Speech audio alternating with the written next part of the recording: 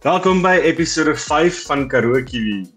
Ek is Albrecht van Wyk en vandag takel ons 'n onderwerp wat baie immigrante koue rillings gee: belasting, besigheidsstrukture en finansiële administrasie in 'n nuwe land.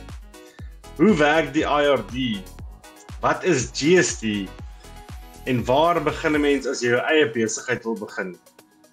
Ons gas is die perfekte persoon om lig op hierdie saak te werp.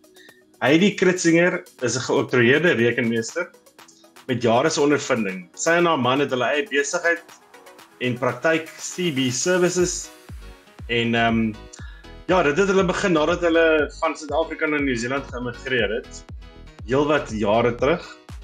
Heidi, baie welkom by Karoo Kiwi. Dis baie lekker om jou te hê. So vertel ons 'n bietjie van jou reis, wie jy is, wat het julle Nieu-Seeland toe gebring en wat was daai ding wat julle hiernatoe gelok het, wil ek amper sê. Albrecht, baie dankie dat jy my genooi het en dankie dat ons 'n bietjie kan deel met die Suid-Afrikaners wat dink om hiernatoe te kom of wat dalk al reeds hier is.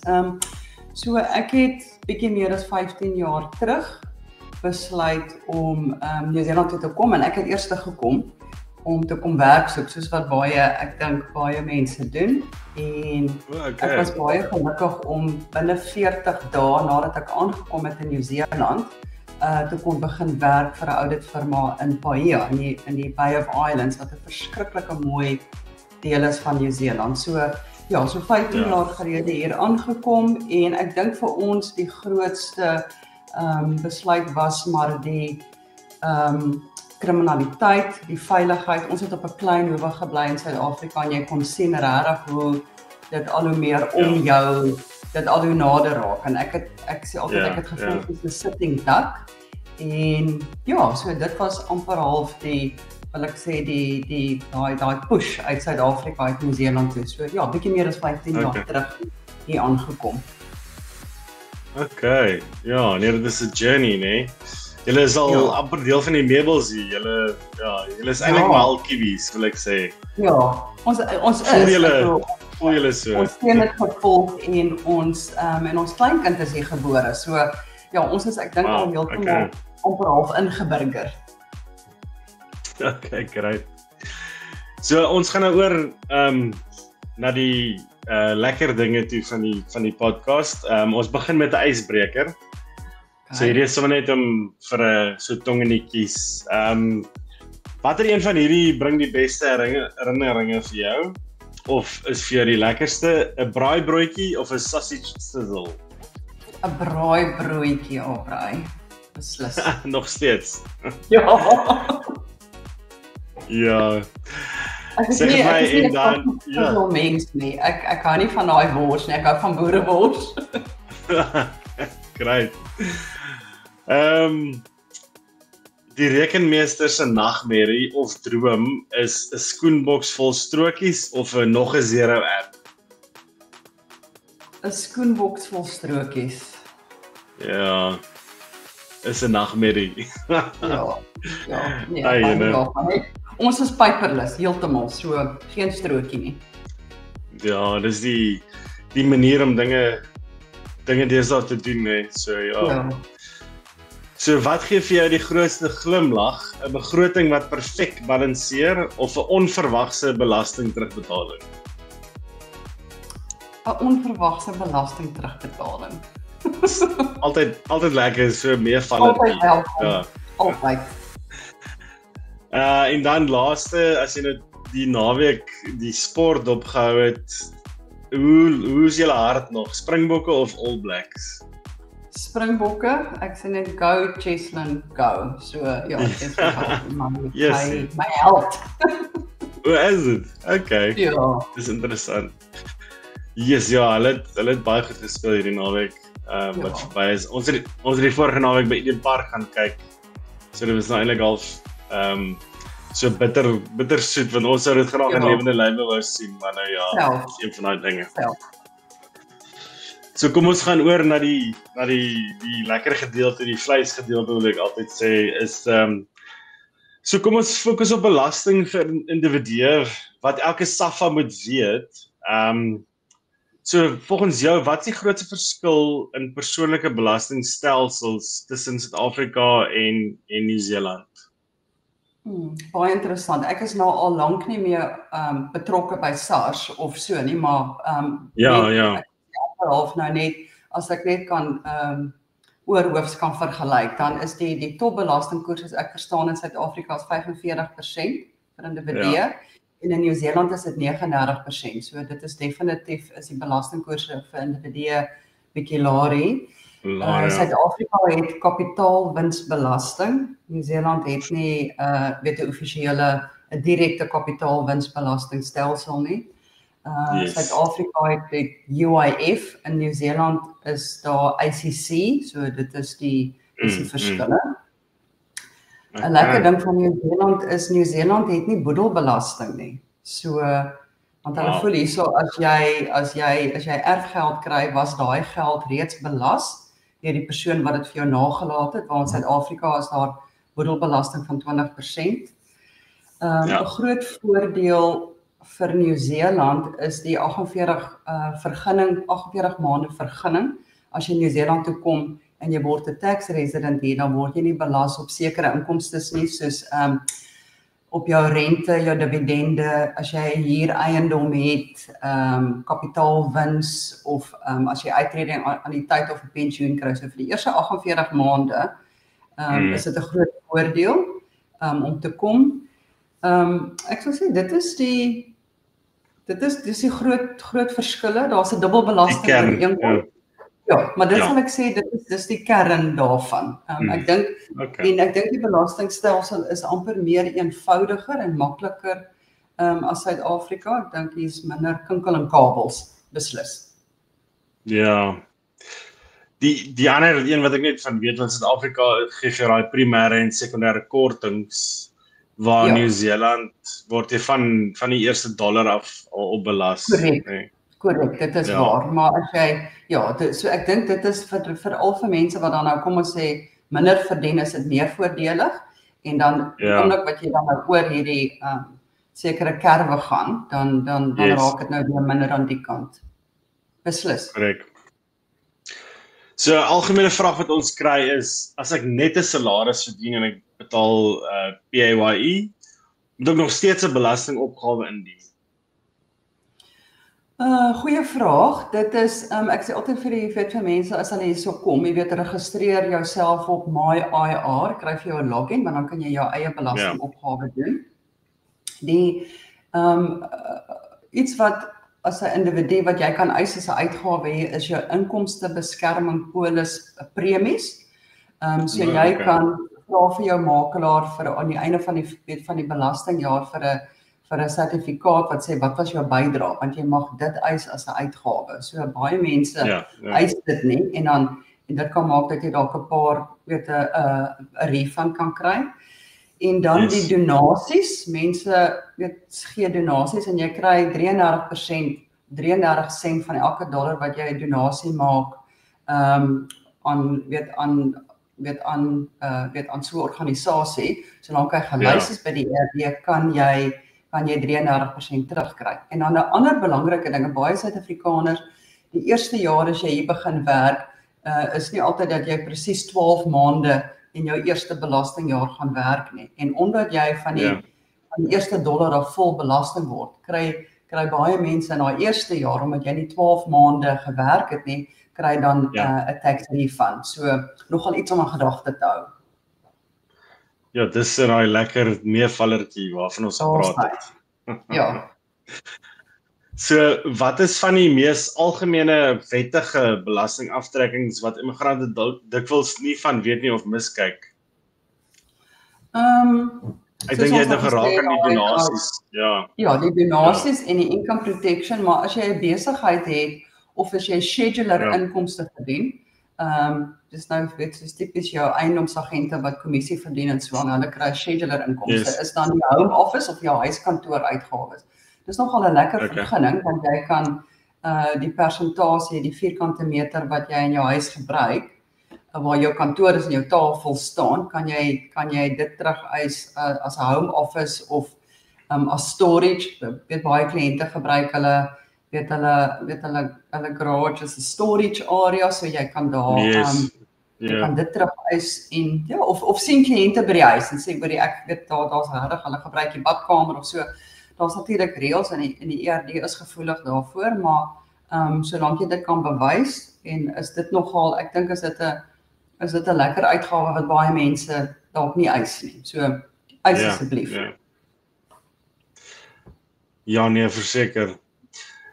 Dan, ek dink jy het geraak net aan die tax treaty, die dubbelbelasting oor inkomste wat daar is tussen Suid-Afrika en Nieu-Seeland. So hoe werk belasting op die wêreldwye inkomste? As van die nuwe immigrante dalk nog bates in Suid-Afrika het, wat hulle dalk uitvier of so. Ek dink die belangrikste ding wat baie ouens as hulle hier kom, wat hulle nie besef nie, is dat jy of jy nou in Suid-Afrika of hier is, jy moet besluit waar is jy 'n tax resident en daar is reëls oor die tax residency. En die oorheersende reël is wat hulle praat van waar is jou permanent place of abode of die plek waar jy bly. So dit is die primêre reël en dan die sekondêre reël is as jy meer as 183 dae in Nieu-Seeland is, dan word jy 'n tax resident van Nieu-Seeland. So baie belangrik is jy moet dit dan besluit of besef. En jou tax residency het niks uit te waai met jou visa of jy burgerskap het en of jy net residensie het. Die tax residency is 'n ding spesifiek op sy eie. So dis belangrik om te besef dat goed, ek is nou 'n tax resident van Nieu-Seeland en daarom moet jy dan vir SARS laat weet. Kom ons sê na 6 maande as jy nou weet, okay, ek gaan nou bly en ek gaan nou hier werk en so. Laat weet vir SARS dat jy dan 'n non-tax resident van Suid-Afrika is. Want jy moet besluit watter een van die twee weeg die swaarste, waar bly jy regtig? Wat is jou permanente plek van verblyf? So dis die belangrike reël, want in die rede hoekom dit belangrik is, want maak nie saak waar jy tax resident is in Suid-Afrika of hier nie, maar as jy nou tax resident is van Nieu-Seeland, dan word jy belas op jou wêreldwye inkomste. En dit is belangrik, want anders kan dit veroorsaak dat jy dalk nou weet, baie ouens weet, hulle wag nog eers om vir SARS te laat weet, en dan het dit belastingimplikasies in Suid-Afrika, dan word hulle op geld belas hier, geld belas daar, en dan moet ons nou met die rekenmeesters in Suid-Afrika gesels daaroor. So, laat weet vir SARS, jy is 'n non-tax resident van Suid-Afrika, en wees bewus van die 48 maande vergunning, probeer jou geld binne die 48 maande inbring. Ek het interessant, ek bedoel, weet ouens, jy kan nie dadelik jou uittrede aan die tyd bring nie, maar sodra jy kan, en dit is voor die 4 jaar verby is, bring daai geld oor, anders gaan jy daarop belas word. En die dubbelbelasting oor die inkomste is juis om te verhoed dat mense, ek dink dubbelbelasting betaal. Een van die grootste dinge wat ons sien is ouens wat anniteite of pensioen in Suid-Afrika verdien, dan is hulle 'n tax resident van Nieu-Seeland, maar dan trek Suid-Afrika nog steeds belasting af. En daai maandelikse pensioen is net hier belasbaar. En dis nogal 'n groot gestoei, veral met die groter firmas, om vir hulle te laat weet, moet asseblief nie die belasting aftrek nie, en dis nogal 'n proses, want om daai geld terug te kry by SARS is nogal 'n tamaletjie. So wees bewus van, maak seker jy weet waar is 'n tax resident, en laat Suid-Afrika weet en praat met iemand om jou anniteit of jou geld oor te bring binne die 48 maande. Dis my raad vir almal. Ja, dis goeie raad. Ek moet sê, die mense moet bewus wees van hoe die goed werk, so hulle moet definitief met jou kontak maak, want dit kan jou lelik in die hakskeen byt as jy dit te lank los of nie weer ons het 'n paar kliënte wat regtig, hulle het nou gewag meer as die 4 jaar, en dit is nog nou 10 jaar of langer, en dan is dit nie 'n aangename belastingverrassing nie. So nee, verseker nie. As ons nou aanbeweeg na kom ons sê die skep van jou eie besigheid, daai droom wat baie mense het. So vir die tradie, soos hulle hier noem, of 'n konsultant of 'n entrepreneur wat vandag luister, wat is die heel eerste kritiese finansiële stap wat jy moet doen as jy jou eie besigheid wil begin? Maar ek sal sê, weet, gaan op Facebook, gaan vra vir verwysings vir mense wat kennis het, wat Nieu-Seelandse regulasies en belasting en verstaan van besigheidsstrukture. So gaan kry verwysings en praat met iemand dadelik. Die meeste van die mense met wie jy gaan praat, gaan jou nie geld vra om met hulle 'n uur of 2 te gesels oor, hoor ek het nou net hier aangekom en ek weet nie wat om te doen of hoe gaan ek dit hanteer nie. So my eerste raad is, gaan praat met iemand wat die kennis het van Nieu-Seeland, wat al 'n ruk hier is en wat die strukture verstaan. Daai persoon gaan heel waarskynlik vir jou vertel van die verskillende strukture, weet eenmansake, vennootskappe, maatskappye, trusts. Daai persoon gaan ook vir jou sê wat gaan jou belastingverpligtinge wees, wat jy weet wanneer moet jy vir GST registreer, wat is die beste struktuur, kry versekering, weet public liability, dit is belangrik. En hoe gaan jy jou besigheid befonds? Weet as jy besigheid begin het, 'n ou geld nodig om jouself te dra. So ek dink vir my die slaggate, praat met iemand, vra vir hulp. Ek dink dit is dis die belangrikste. Moenie self probeer en dan weet 'n jaar of 2 jaar later dan vir hulp vra nie, want dan is dit gewoonlik met 'n ou sukkel om van hierdie strukture dan of reg te maak, te herstel, of dan was die persoon al reeds oor die kerf vir GST en dan met 'n ou regstelling maak. So praat met mense. Ja, dus ek dink is die belangrikste is kry so gou as moontlik hulp, want om dit self te probeer doen is net gaan jou kom byt, Ja. Kan jy kortliks die basiese verskille tussen 'n sole trader soos hulle dit noem en 'n vennootskap en 'n maatskappy verduidelik? As jy wil die voor- en nadele dalk van elkeen dalk vir ons net uiteensit. Ek kan. So 'n eenmanssaak is nou presies wat dit sê, dit is 'n persoon wat alleen weet 'n besigheid begin. Dis baie maklik in Nieu-Seeland as jy jou ERD-nommer het, dan dit is jou nommer wat jy gebruik, dit is jou belastingnommer. So dis baie maklik en eenvoudig om te begin handel dryf in Nieu-Seeland. Daar's nie regtig vreeslike reëls en regulasies vir eenmansake nie. 'n Voordeel is seker dat jy is alleen in beheer en jy kan alleen besluite neem, weet jou dag tot dag besluite weet en jou risiko bepaal. 'n Nadeel van 'n eenmanssaak en die grootste nadeel is natuurlik dat jou persoonlike bates op risiko is. So as jy nie jou verpligtinge kan nakom en jou krediteure kan betaal nie, dan kan hulle dan is jou persoonlike bates in gedrang en dan daar kan beslag gelê word op. So ek dink is ook moeiliker om finansiering te kry as jy eenmanssaak is en mense sien dit dalk nie as professioneel nie. So eenmanssaak. Ja, daar's altyd daai balans, nee. Ja. Maar dan vir sommige mense as jy nie 'n hoë risiko besigheid het nie en jy het versekering dan is daar geen rede hoekom jy nie as 'n eenmanssaak kan handel trek. Jy moet dit ook nie oorkompliseer nie. Vennootskappe. Ja, dis ook 'n goedkoper struktuur, nee. Goedkoper, jy het nie daai compliance koste nie en dit is baie maklik om self jou belastingopgawe in te dien as jy vir hulle kan sê dit was my inkomste, dit was my uitgawes. So baie maklik en dit werk vir baie mense. Vennootskappe soos jy weet, dis twee of meer persone wat dan nou saam hulle geld en hulle skills bymekaar sit om te begin besigheid dryf. Ek dink die voordele is dat jy het iemand anders wat 'n klankbord is vir jou, met wie jy kan gesels, met wie jy jou idees kan deel. Maar dit kan ook soms konflik veroorsaak. Weet jy wil so doen en jou vennoot wil dalk iets anders doen. So daar's voor en nadele. Dit is amper soos 'n huwelik.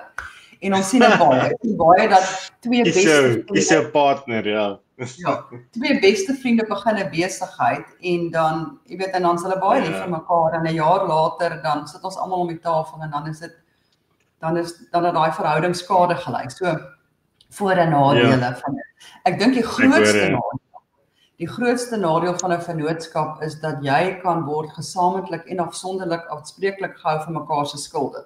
Soos albei ek en jy 'n vennootskap is en en jy kom nie jou verpligtinge na nie, kan hulle na my toe draai en sê, okay, goed, Ja. jy kan moet, Van jou dit goed is begin wegdra, ja. daar sy. En dit Op nooit ys. lekker. Nee, okay. 'n maatskappy, ja, 'n maatskappy in ja. Nieu-Seeland is 'n aparte regsentiteit. Hy staan pa vir sy eie skuld, hy het sy eie bates en laste. In Nieu-Seeland is dit verskriklik maklik om 'n maatskappy te stig op die Companies Office. Dit is regtig, dit Ja, vat jou 'n paar ure en dan het jy dit klaar gedoen. Dit is nie eers 'n dag nie. Ja. Die voordele van 'n maatskappy is natuurlik daardie beperkte aanspreeklikheid dat die maatskappy, as die maatskappy nie solank jy nie persoonlik waarborg geteken het, as 'n aandeelhouer jou handtekening op papier gesit nie, gaan die maatskappy staan hy pa vir sy eie skuld. So korrek. ek dink dit is die voordeel. 'n nadeel is natuurlik, soos jy gesê het, daar is meer compliance costs, so dit is duurder om 'n maatskappy state te laat opstel. Daar's die registrasiekoste is dalk bietjie meer en jy dalk minder privaatheid, want op die Companies Office in Nieu-Seeland kan jy 'n persoon se naam gaan intik. Jy kan gaan kyk, waar is hierdie persoon, waar's jy 'n aandeelhouer van 'n maatskappy of direkteur van 'n maatskappy is. So, maar dit hang maar af van jou spesifieke omstandighede. Party mense sê dit is meer professioneel as dit 'n maatskappy is. Hulle sien dit as dit is meer besigheid as net 'n eenmanssaak. En so dit hang af van jou spesifieke omstandighede en hoe jy wil handel dryf. Ja, die Nieu-Seeland, hulle is erg op deursigtigheid en publieke kennis. Alles word Geen geheime nie. oop en bloot, ja. Dis 'n goeie ding. Jy moet maar net weet wat daar buite beskikbaar is en daar volgens jou goeders hanteer, ja. Ek stem. So in Suid-Afrika het ons BTW of VAT, soos ons dit noem, en hier in Nieu-Seeland is dit GST, Goods and Services Tax. So wanneer moet 'n besigheid vir dit registreer? En wat is die grootste fout wat mense maak met dit hier in Nieu-Seeland? Want ek weet daar's reëls wat bietjie anders is in terme van uitgawes, waar hulle net vir jou 50% byvoorbeeld toelaat om af te trek teen sinema, entertainment, as jy nou kliënte uitgevat het, of ek weet daar's sulke reëls, jy sal nou beter weet as ek. Ja, so wanneer moet hulle registreer en wat is van daai reëls wat jy kan uitlig? Ja, so hoe hulle werk is jy moet vir GST in Nieu-Seeland wat 15% is, en ek verstaan die wet in Suid-Afrika is ook 15%. Selfde, ja. Ek dink die GST is ook 'n bietjie meer 'n eenvoudiger stelsel as wet, het ook minder kinkel en kabels, maar as jou omset van jou besigheid in 'n 12 maande periode $60,000 oorskryf, meer as 60,000 is, dan het jy, ek dink 'n maand tyd om vir GST te registreer. So baie ouens besef nie, ek moes eintlik al 'n jaar terug of 2 jaar terug vir GST geregistreer het. En die ERD is nogal streng daarop, op daai 60,000. Dis nogal 'n lae drempel, nee. Dit is 'n lae drempel. Ek dink regtig hulle kan dit oorweeg om dit op te vat na ten minste 100,000 toe. Ek dink die 60,000 is al vir baie lank so en baie laag. Die goue reël met die entertainment is waar daar kos of drank betrokke by is, dan kan jy net 50% eis van die GST en ook net 50% eis as 'n uitgawe teen jou belasbare inkomste. Ja. Die GST is die meeste ouens is maar klein besighede is geregistreer op kontantbasis, so dit help jou kontantvloei. So dis nie op faktuurbasis nie. Dis eers as jou omset meer as $2 miljoen is dat jy op faktuurbasis moet registreer. Die meeste ouens is GST elke 2 maande met 'n GST opgawe indien. Ek dink een van die groot foute wat kliënte maak, en ek kan raad gee, is kliënte wat hulle begin en dan is jy's nie vir GST geregistreer nie en dan prys jy nou jou produk of jou diens $50.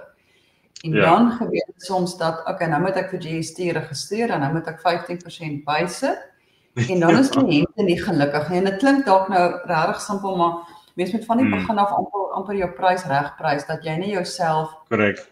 amper uit die mark uit prys as jy jou GST moet bysit nie. So dink baie mooi oor jou pryse van die begin af. En dit is Jy moet eintlik al half BTW insluit van die begin af, nou nie dat jy daar gaan maar dat jou pryse ook dan nou op daai vlak kompeterend is met jou mededingers.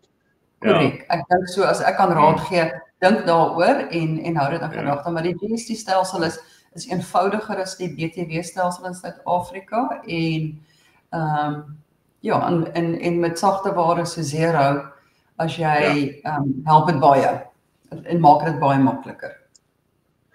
Ek het so gehoor, so my volgende vraag is, watter rol speel sagte ware so Xero en MYOB? En hoe vroeg moet 'n besigheid dit begin gebruik, dink jy? Ja, ek is glad nie 'n voorliewer van MYOB nie. Dit was een van die eerste sagte wares wat ek gebruik het toe ek na Zeeland toe gekom en daar's ander ook. Maar ek het van die begin af ook Xero gebruik vir die oudit firma vir wie ek gewerk het. En Xero is regtig net, ek sal sê een stap voor die res. Dis lekker dat die bank feeds outomaties in Xero inkom, solank jy natuurlik jou bankrekeninge is reg, is gelink in Xero. Xero is baie gebruikersvriendelik. Dis ook nie 'n sagte ware wat opgestel is vir accountants of vir ouditeure nie. Dit is vir die ou wat sy eie besigheid wil bedryf. Ons het selfs kliënte wat hulle persoonlike bankrekeninge so monitor om te kyk wat is hulle uitgawes en hoeveel spandeer hulle op wat ook al. So Xero is baie gebruikersvriendelik. Begin dit van dag 1 af. Jy kan, as jy nou al 6 maande terug begin handel dryf het en jy begin vandag met jou Xero, kan jy regtig al daai transaksies invoer in Xero in. Jy gaan kry 'n file uit jou bankrekening uit met al daai transaksies en jy voer dit in Xero in. So maklik om op te vang. Solank jy daai transaksies kan kry, maar definitief Xero gebruikersvriendelik, maklik om te gebruik en dit is maklik om die kliënte op te lei om hulle eie kodering te doen. Ja, ek is 'n groot voorstander en liefhebber van Xero. Ek het is al seker van 2019 af ook op met dit gewerk, in van Suid-Afrika af. En ek sien die XeroCon was nou eendag weer in, is dit Brisbane of Melbourne, ergens in Australië. Ja. Julle was nie dalk daar nie. Nee, ek was so in die beginjare, ek was by 3 XeroCons in Auckland en toe het Auckland te klein geraak want dit is amper soos 'n beweging hierdie XeroCon. Daar is nie 'n plek in Auckland. Ja, ek sal eendag weer gaan, maar ek was lanklaas. Ek was vir 3 en ek het gedink en ek dink dit was goed, maar ja, dit is ek dink ouens dis op my innerlyse. Ja. Ja, ek was obviously was in Suid-Afrika ook in die Kaap een, maar ek dink die Australiese een en die een wat hulle in Amerika hou, dink ek is nogal redelik groot. So dit is nog interessant wees om. Ja, is duisende mense. Goed, so kom ons praat 'n bietjie oor julle besigheid, die mens agter die besigheid. So jy en jou man bestuur 'n praktyk saam. Dit klink vir baie na 'n lekker droom. Of 'n resep vir 4 werke. So wat is die sleutel tot julle sukses, dink jy? Sure. Ek dink dis 'n gewigtige vraag, Aubrey. Ek dink die belangrike ding wat 'n ou moet probeer, as ek kan raad gee vir man en vrou wat saamwerk, is om die besigheid in die huis van mekaar te skuif. Soos jy kan sien die deur agter my. Soos jy deur daai deur stap en jy gaan in die huis in, dan los jy die kantoor hier. So ek dink en net soos 'n huwelik respek vir mekaar se sieninge, se visie. Ek dink ons het dieselfde visie vir die besigheid, so dit help. Ons is albei pad na dieselfde einddoel toe. En ek dink wat help is ons het van die begin af gesê elkeen het 'n spesifieke rol in die besigheid en daai rolle kruis glad nie oor nie. So elke ou is verantwoordelik vir sekere goed gedefinieer en dit werk vir ons. So ek dink as jy van die begin af amper daai reëls neergelê het, dan is jy oukei. Soos ek dis raad wat ek kan gee. Okay. So as 'n immigrant wat self julle besigheid begin het, wat was die grootste uitdagings wat nie eintlik met rekenkunde te doen het? So wat moes julle staan maak of leer? Ja, gou as ek moontlik? dink baie Suid-Afrikaners gaan met my saamstem is dat jy kom hier aan as 'n persoon in 'n nuwe land waar niemand jou ken nie. En jy moet jy moet van voor af 'n netwerk begin. Jy moet Netwerk is baie belangrik. Ja. Verskriklik. Jy moet jouself van voor af bewys. Dit kom met tyd. Mense moet jou hulle moet jou respekteer en dit vat tyd. So my geduld, ek sal sê my raad is wees geduldig. Dit vat tyd en uithou vermoë om weer kliëntebasis op te bou, om 'n netwerk op te bou, net om hier te kom en te sê, weet wie is my kontaks, wie is my dokter, weet ons is by 'n Afrikaanse kerk, so mens moet van die begin af moet jy maar skep 'n netwerk en dit help nie jy sit net by jou huis nie, jy moet maar uitgaan en gaan sien die mense daar buite. Ja. Absoluut. Ja.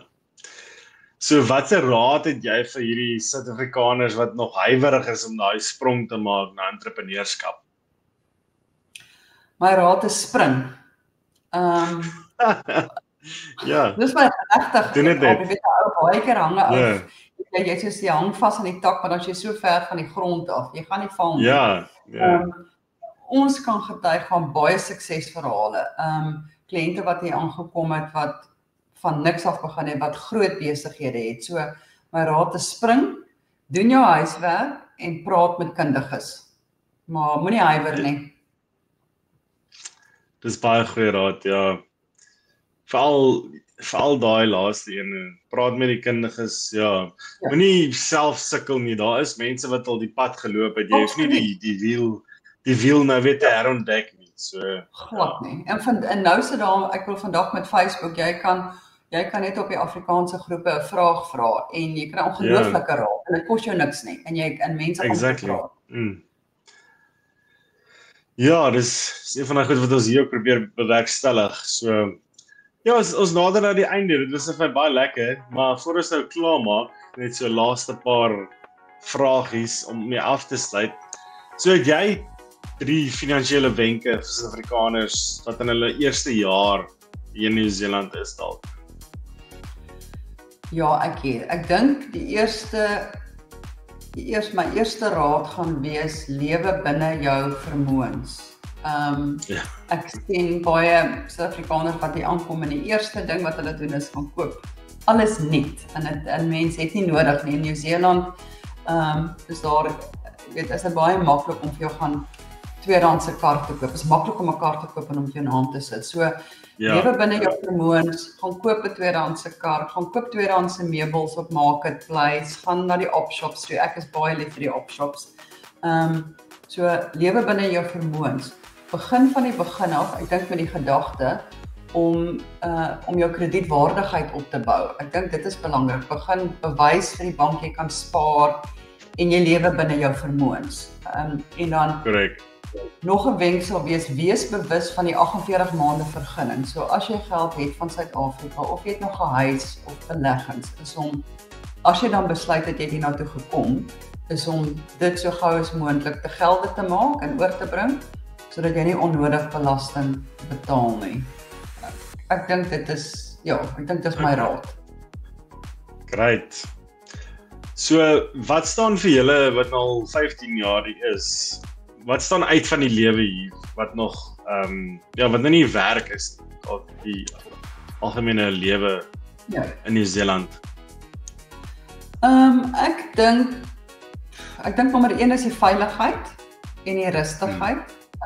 Ek verstaan ook Nieu-Seeland is nie vir almal nie, en kan ook nie vir almal wees nie, maar vir ons is absoluut ek dink die veiligheid.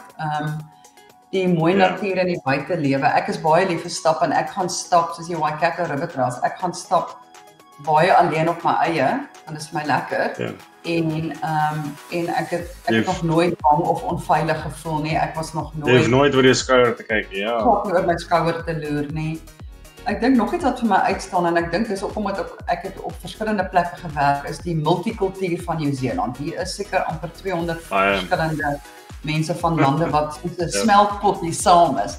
En dit is nogal interessant en lekker, maar ek het van die begin af gesien daar is in die meeste gevalle is daar ongelooflike wederwysige respek vir mekaar. En so ek dink dit staan vir ons uit. Zeg is ook baie lief om met sy motorfiets te gaan ry op die baan of op die paaie wat eintlik ongelooflik is. So lank met so baie plaaspaaie of paai waar jy net die mooi natuur geniet. So ons geniet die rustigheid in die natuur. Ja, en julle bly ook redelik sentraal. Julle is naby so uur weg van alles af. Dis amper soos Hamilton. So Ja, ons is baie sentraal en dit werk goed. Ons is regtig 2 ure van die lughawe af, 1 uur van Hamilton en 1 uur en 15 minute van Taupo, 45 minute van Rotorua, 'n uur van Tauranga af. So nee, baie sentraal. So watter van hierdie is julle gunsteling plekke of naweek aktiwiteit wat julle doen dalk? Ek dink my gunsteling naweek aktiwiteit vir my is my tuin maak. Ek is baie lief vir my tuin. Dis nie ver nie, regtig. Ek geniet dit baie. Dis vir my, ek geniet dit.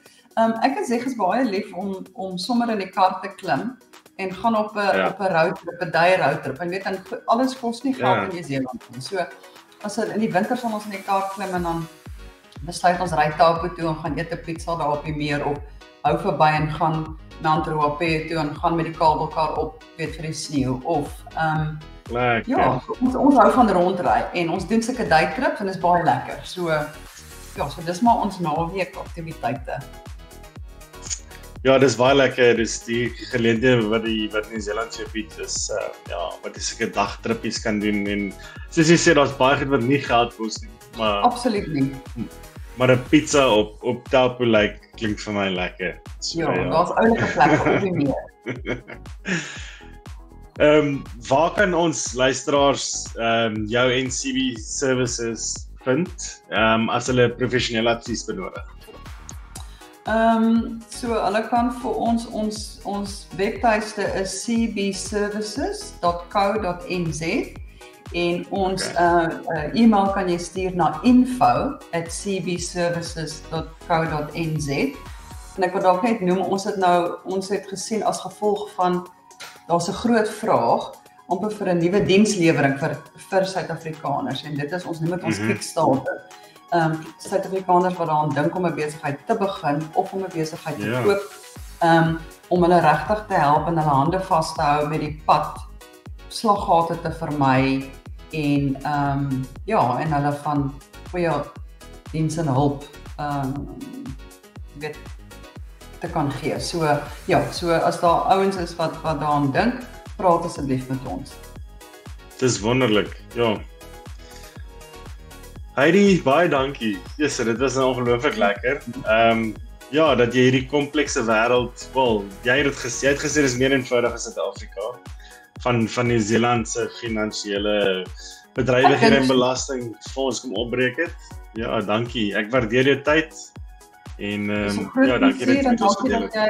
En dankie dat jy my genooi het. Waardeer. Dis dit reg. Nou maar toe. Baie dankie. Goed. Bye. Bye.